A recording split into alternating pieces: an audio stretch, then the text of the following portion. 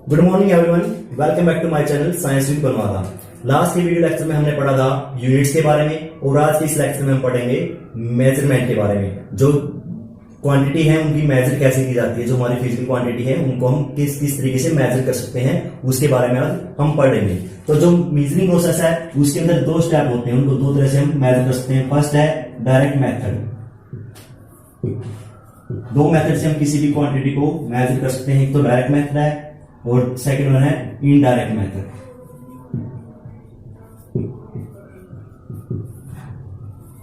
Direct and indirect दो method हमारे पास किसी भी फिजिकल क्वांटिटी को मेजर करने के लिए। तो सबसे पहला है जो डायरेक्ट मेथड, किसका हम लेंथ का मेजरमेंट करेंगे, मेजरमेंट ऑफ लेंथ। हमें लेंथ का मेजरमेंट करना है तो उसका जो डायरेक्ट मेथड है, लेंथ को मेजर करने का जो डायरेक्ट मेथड हमारे पास वो क्या है, मीटर स्केल से हम उसको मेजर कर सकते हैं, या फिर हम वर्नियर कैलिपर का यूज कर सकते हैं, स्क्रू गेज का यूज कर सकते हैं, या उससे ज्यादा छोटी हमें कोई क्वांटिटी अगर मेजर करनी है जो बहुत ज्यादा छोटी है तो उसके लिए हम स्फेरोमीटर का यूज कर सकते हैं। तो जो डायरेक्ट मेथड के अंदर हमारे पास आता है metre scale, vernier calliper, screw gauge और स्फेरोमीटर। अब जो मीटर स्केल है जो वो 10⁻³ मीटर से लेके जो उसकी रेंज है मेजर करने की, वो 10⁻³ से 10⁻² मीटर तक वो क्या कर सकता है, मेजर कर सकता है। जो वर्नियर कैलिपर है वो मिनिमम 10⁻⁴ मीटर मेजर कर सकता है, और जो स्क्रू गेज है वो मिनिमम 10⁻⁵ मीटर मेजर कर सकता है, और स्फेरोमीटर इससे भी छोटी 10⁻⁶ मीटर को मेजर कर सकता है। ठीक है, स्फेरोमीटर बहुत ही छोटी चीजों को मेजर कर सकता है, बहुत ही छोटी लेंथ को। अब ये तो है, ये मेथड हम यूज वहां पे कर सकते हैं जिस चीज को हम असेस कर सकते हैं, जिस क्वांटिटी के पास हम पहुंच सकते हैं, सिर्फ उन्हीं क्वांटिटी की मेजरमेंट इन तरीकों से हम कर सकते हैं। अब कुछ क्वांटिटी ऐसी हैं जिनके पास हम पहुंच नहीं सकते, उनको असेस नहीं कर सकते, तो उसके लिए हम क्या यूज करेंगे, इनडायरेक्ट मेथड का यूज करेंगे। ठीक है, तो सबसे पहला इनडायरेक्ट मेथड है जो मेजरमेंट लेंथ की मेजरमेंट के लिए, वो पहला मेथड है इनडायरेक्ट के अंदर। सबसे पहला है ट्रायंगुलर मेथड। ट्रायंगुलर मेथड, इस मेथड के अंदर ट्रायंगुलर मेथड के अंदर हमने जो 10th क्लास के मैथ में हमें पढ़ा था एंगल ऑफ एलिवेशन और एंगल ऑफ डिप्रेशन, वो मेथड इसके अंदर हम यूज करेंगे। इसके अंदर जैसे हमारे पास कोई टावर है, इनएक्सेसिबल टावर है जिसके पास हम नहीं पहुंच सकते, इसकी हाइट मानो h है और इससे हम L डिस्टेंस पे हम खड़े हैं, और यहां से हम इस डिस्टेंस से हम क्या करेंगे, इसका जो टॉप है वहां से एंगल मेजर करेंगे हमें टॉप का। तो जो इसकी हाइट होगी वो हाइट हमारी किसके बराबर होगी, L टेंजेंट थीटा के बराबर। जो हाइट हमारी कितनी होगी, h = L × टेंजेंट थीटा के बराबर हो गया, क्योंकि हमें जो L अगर नोन है और थीटा अगर हमें नोन है तो हम इसकी हाइट का पता लगा सकते हैं। ये हमारा ट्रायंगुलर मेथड था। अब एक ऐसा कोई टावर है, कोई ट्री है जो हमसे बहुत दूर है, और वहां हम इस डिस्टेंस को भी हम मेजर नहीं कर सकते, ये बहुत दूर है, और इसको भी मेजर सकते, तो उस तरीके के अंदर हम इसका यूज ट्रायंगुलर मेथड का यूज कर सकते हैं। जैसे ये टावर है, इसकी हाइट h है और ये x डिस्टेंस पे है, पूरा हमें पता नहीं कितना डिस्टेंस है, तो हम क्या करेंगे, कोई दो पॉइंट लेंगे, यहाँ पे a एंड b दो पॉइंट लेंगे, इन दोनों का डिस्टेंस हमने d मान लिया। ये तो हम मेजर कर सकते हैं कोई भी दो पॉइंट जो हमारे एक्सेसिबल हैं। तो यहां से यहां तक का एंगल मेजर करेंगे और यहां से यहां तक एंगल मेजर करेंगे, ये हमारा बीटा और ये हमारा अल्फा मान लेंगे। तो जो हमारी हाइट होगी वो किसके बराबर होगी, जो डिस्टेंस है उस जो दोनों पॉइंट के बीच का डिस्टेंस है उसके डिवाइड में cos beta minus cos alpha के इक्वल टू हमारी क्या होगी, ये हाइट हो जाएगी। तो ये तो हमारा ट्रायंगुलर मेथड है जो यूज किया जाता है क्या करने के लिए, इनएक्सेसिबल थिंग्स का मेजर करने के लिए, जो ज्यादा हाइट में नहीं है, जो ज्यादा बड़ी नहीं है। अब दूसरा मेथड हमारे पास इनडायरेक्ट मेथड है पैरेलैक्स मेथड। दूसरा मेथड कौन सा हमारे पास, पैरेलैक्स मेथड।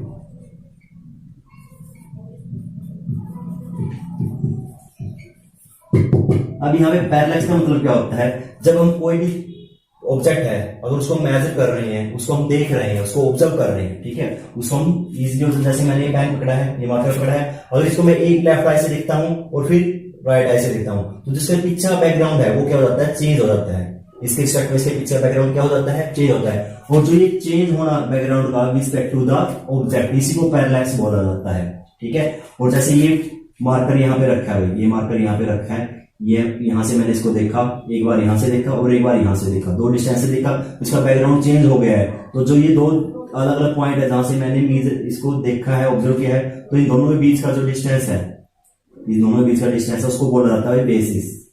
जो दो अलग अलग पॉइंट है जहां से मैं ऑब्जेक्ट को ऑब्जर्व कर रहा हूं, उनको क्या बोला जाएगा, बेसिस बोला जाएगा। जैसे कोई स्टार है और मैं अर्थ से उसको देख रहा हूं, यहां से मैं देख रहा हूं, एक मैंने पहले ए पॉइंट से देखा फिर बी पॉइंट से देखा, तो यहाँ पे जो एंगल बनेगा, ये जो डिस्टेंस होगा इसको बोला जाएगा बेसिस। क्या बोला जाएगा, इसको बेसिस बोला जाएगा।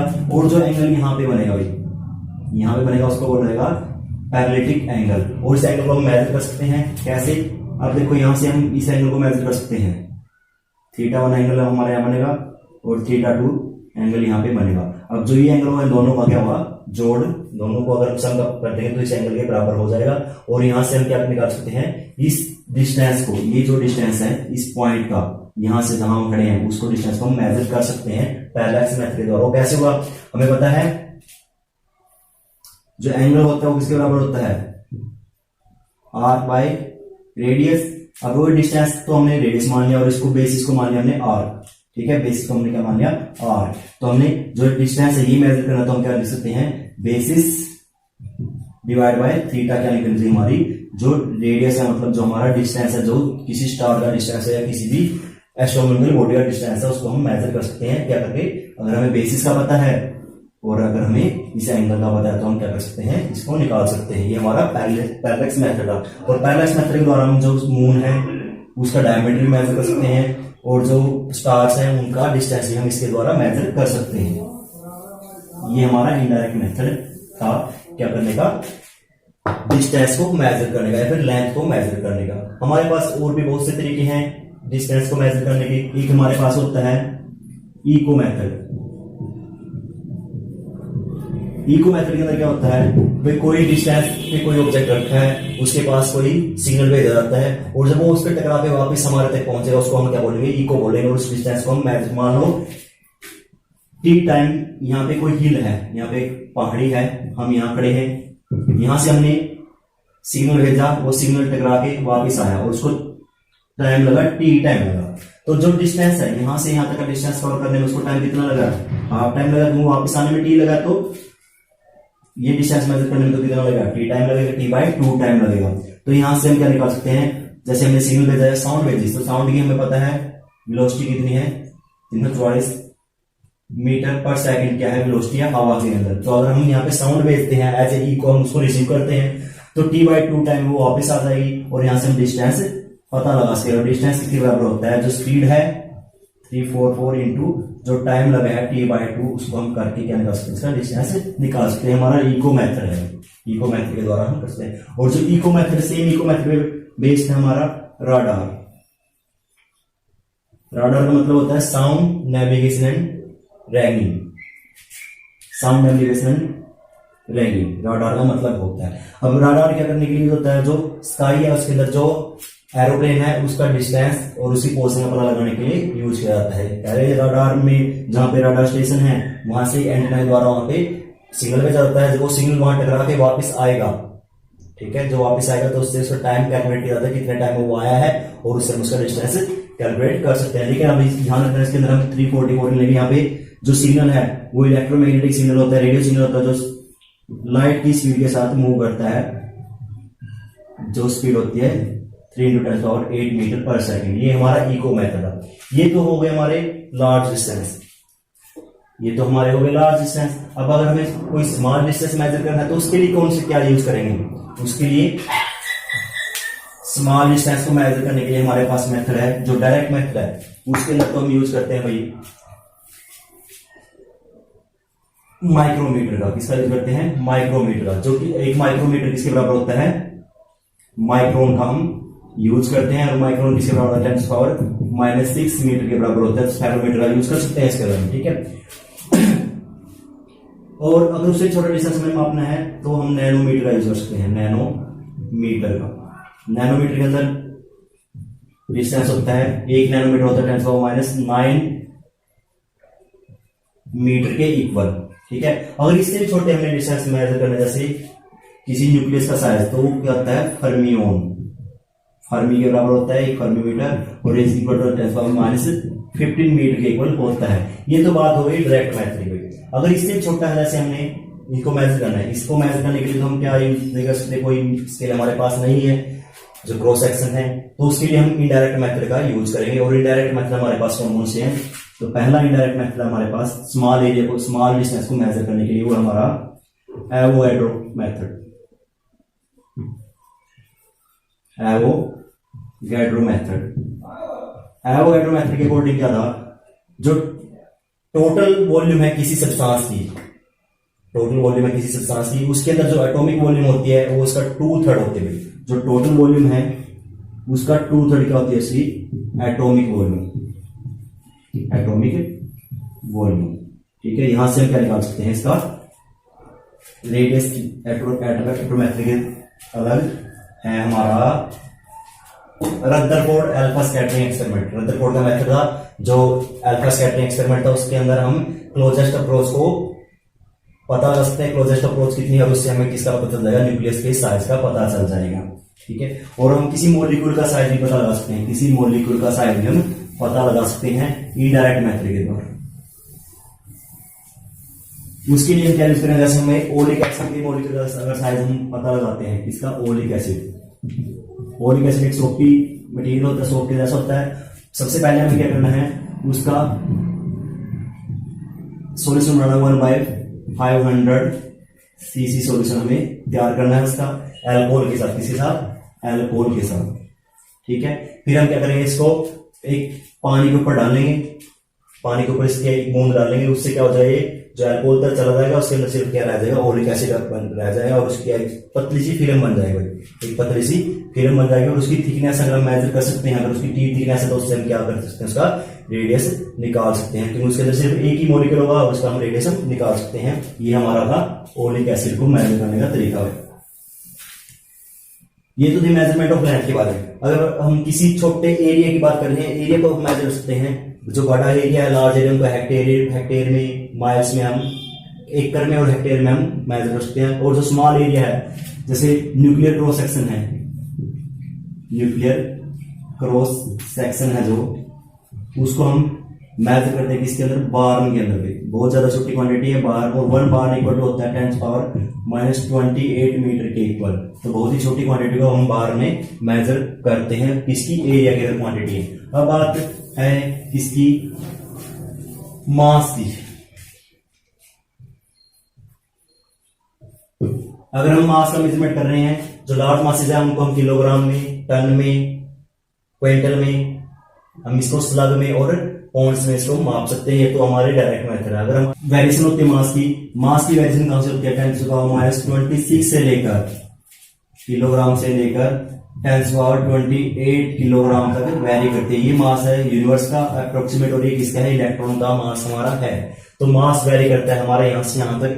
मास दो तरह का होता है, एक हमें पढ़ा, मास दो तरह का होता है, ग्रेविटेशनल मास होता है, एक इनर्शियल मास होता है। जो ग्रेविटेशनल मास होता है उसको हम इनिशियल मास को हम इनिशियल बैलेंस के द्वारा मेजर कर सकते हैं, और जो ग्रेविटेशनल मास है उसको हम जो कॉमन बैलेंस होता है हमारा, उसके साथ हम मेजर कर सकते हैं। जो हमारे घरों में मिल जाता है कॉमन बैलेंस जिसको बोलते हैं, उसके साथ हम मेजर कर सकते हैं। जो कॉमन बैलेंस है उसके अंदर हम एक साइड में तो हम क्या कोई नॉन क्वांटिटी रखेंगे, उसके साथ हम दूसरी साइड में उसमें क्या रखेंगे, जो अननोन क्वांटिटी उसको साथ कंपेयर करें और हमें उसका मास का पता चल जाएगा। और उसी प्रकार हम जो टाइम है उसको भी मेजर कर सकते हैं। टाइम को मेजर करने के लिए हमें क्लॉक की जरूरत पड़ती है, या फिर अगर कोई जो बहुत ज्यादा छोटे टाइम है उनको मेजर करने के लिए हम एटॉमिक क्लॉक का यूज कर सकते हैं। एक इसके अंदर रहता है भाई, ये जो बात तीनों की, इनको मेजर करने की मास, लेंथ और टाइम को कैसे मेजर करते हैं। एक हमारे पास जैसे कोई छोटी क्वांटिटी है, जैसे छोटी लेंथ है, कोई स्मॉल लेंथ है, उसको तो मीटर में हम कन्वर्ट मेजर कर सकते हैं। लेकिन जो अदर प्रैक्टिकल यूनिट है, जो large quantity, large distance measure करने के लिए यूज की जाती है, उसके अंदर है कुछ प्रैक्टिकल यूनिट है, practical unit of length. Length की कुछ प्रैक्टिकल यूनिट है हमारे पास, जिसको बोलते हैं सबसे पहली हमारी एस्ट्रोनॉमिकल यूनिट। एस्ट्रोनॉमिकल हम AU से डिनोट करते हैं। और एस्ट्रोनॉमिकल यूनिट क्या है? जो एवरेज डिस्टेंस है between the centre of the earth and the centre of the sun, दोनों के बीच का जो एवरेज डिस्टेंस है उसको एस्ट्रोनॉमिकल यूनिट बोला जाता है। और वो इक्वल टू किसके 1A एस्ट्रोनॉमिकल यूनिट है हमारी 1.496 इंटू 10⁻11 मीटर के इक्वल हमारी है। तो इसको हम क्या लिखते हैं 1.5 इंटू 10⁻11 मीटर हम लिख सकते हैं, इसके इक्वल हम इसके कर सकते हैं। ठीक है। दूसरी हमारी लाइट ईयर। लाइट ईयर, अब लाइट ईयर क्या होती है? जो लाइट, अगर लाइट एक साल तक लगातार चले तो जितना डिस्टेंस उसने ट्रैवल किया है लगातार चलने के बाद एक साल के अंदर 1 ईयर के अंदर, the distance travel by light in 1 year, distance travel by light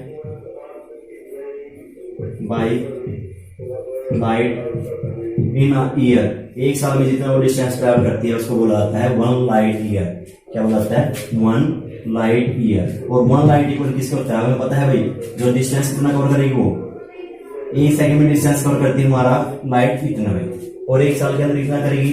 अब पूरी ईयर है जो उसको हम किसके अंदर कन्वर्ट कर देंगे? सेकंड के अंदर कन्वर्ट कर देंगे। तो 365 इंटू 24 इंटू 60 इंटू 60 हम इसको लिख सकते हैं, क्योंकि 365 दिन, एक दिन के अंदर 24 आवर, और 1 आवर के अंदर 60 मिनट, और 1 मिनट के अंदर 60 सेकंड। तो इनको सबको मल्टीप्लाई करने के बाद हमारा आता है 9.46 इंटू 10⁻15 मीटर। मतलब लाइट के अंदर हम एस्ट्रोनॉमिकल यूनिट से ज्यादा लंबा डिस्टेंस मेजर कर सकते हैं। उसके बाद एक होती है हमारी पारसेक। एक यूनिट क्या होती है? पारसेक। पारसेक को क्या बोलते हैं हम? Paralytic second. क्या बोलते हैं इसको? Paralytic second. पैरालिटिक सेकंड इसको हम बोल सकते हैं, इसको पारसेक। ठीक है, मैं यहां लिख देता हूं इसको पारसेक। तीसरी यूनिट हमारी पारसेक। पारसेक को बोलते हैं हम पैरालिटिक सेकंड। अब पारसेक क्या होता है? अगर हमारे पास कोई आर्क है जिसका डिस्टेंस, जो कितनी लेंथ है, जिसकी लेंथ है 1 एस्ट्रोनॉमिकल यूनिट की इक्वल उसकी लेंथ है। ये हमारे पास एक आर्क है, आर्क जिसकी लेंथ कितनी है? 1 एस्ट्रोनॉमिकल यूनिट। और जिस डिस्टेंस पे जाके ये 1 सेकंड का एंगल सबटेंड करेगी, कितना? 1 सेकंड का एंगल अगर ये सबटेंड कर रही है इस पॉइंट पे आके, तो ये डिस्टेंस हमारा कितना हो जाएगा? 1 पारसेक के बराबर होगा। तो इस डिस्टेंस को क्या बोले हम? 1 पारसेक। अगर तो पारसेक की डेफिनेशन क्या है?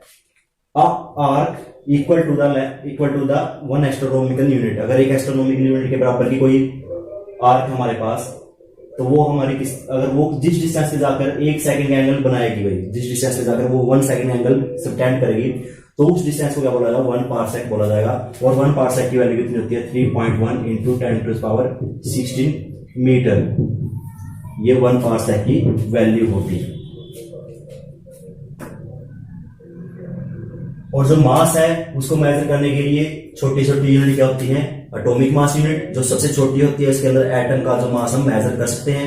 और जो सबसे बड़ी यूनिट होती है वो हमारी होती है चंद्रशेखर यूनिट। चंद्रशेखर यूनिट होती है हमारी, उसकी वैल्यू होती है 1.4 टाइम्स ज्यादा होती है सन के मास से, 1.4 times bigger than the mass of the sun. ये तो था हमारा जो यूनिट एंड मेजरमेंट का चैप्टर था। इसके बाद हम करेंगे डायमेंशन एनालिसिस की। उसके बाद बढ़ेंगे हम डायमेंशंस के बारे में, और डायमेंशन के बारे में हम कल के नेक्स्ट वीडियो में हम पढ़ेंगे डायमेंशन के बारे में। डायमेंशन होता क्या है, डायमेंशन का यूज कहां पे होता है, उसको हम नेक्स्ट वीडियो में पढ़ेंगे। Thank you and have a nice day.